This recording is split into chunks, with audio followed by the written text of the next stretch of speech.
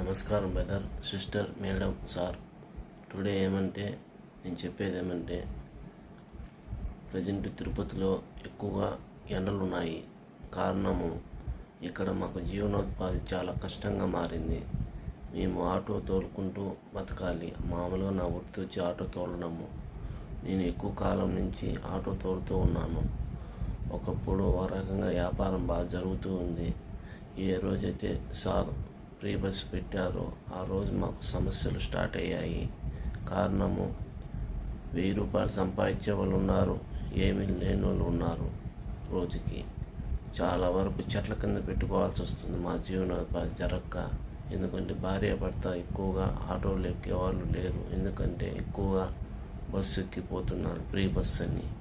చాలా ఇబ్బంది పడుతున్నాము. దయ ఉంచి మా ఏరియాలో మీరు మాకు ఆటో వాళ్ళకి అందరికీ కొంచెం హెల్ప్ చేస్తే బాగుంటుంది. కొంచెం ఆలోచించి చేయండి. ఆ రోజు మీరు తొందరపడి చేసినారేమో అనుకుంటున్నాను నేను. మీరు కొంచెం ఆలోచించి చేయండి. ఇప్పుడు ఫ్రీ బస్సు పెట్టారు, బాగానే ఉంది. మా పరిస్థితి ఇంకా ఘోరంగా మారింది.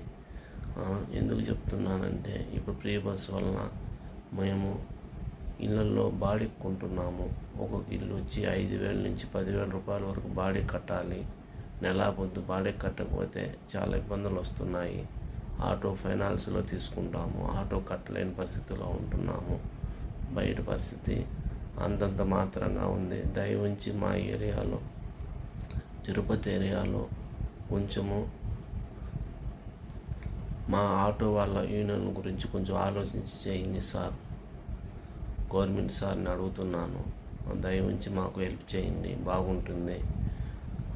ఎందుకంటే మేము కష్టకాలంలో ఉన్నాము. ఇప్పుడు నేనుండే ఇల్లు ప్రజెంట్ వచ్చి 5 నుంచి 10,000 మధ్యలో ఉంది. 8,000 ఉంది నా బాడీగా, 10,000 చిల్లర ఉంది.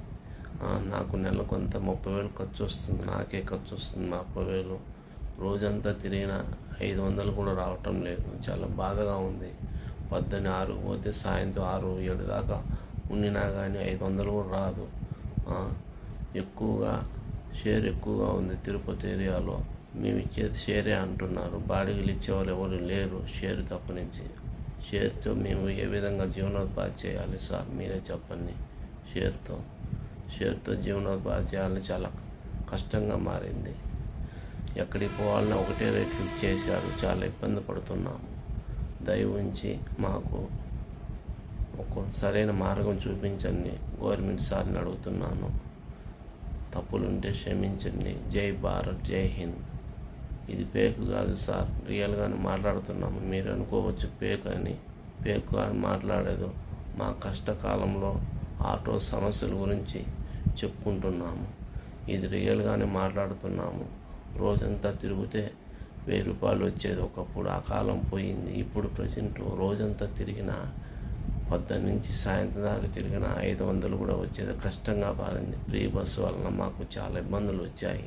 దయ ఉంచి మాకు కొంచెం హెల్ప్ చేస్తే బాగుంటుందని కోరుకుంటున్నాను. ఆ దేవుడి దయ వల్ల మీరు ఏదో విధంగా మాకు సహాయం చేయాలని కోరుకుంటున్నాము. ఆటో తోలుకుంటున్న వ్యక్తిగా నేను మిమ్మల్ని అడుగుతున్నాను సార్, గవర్నమెంట్ సార్ని. మీరు దయ ఉంచి మాకు హెల్ప్ చేయండి.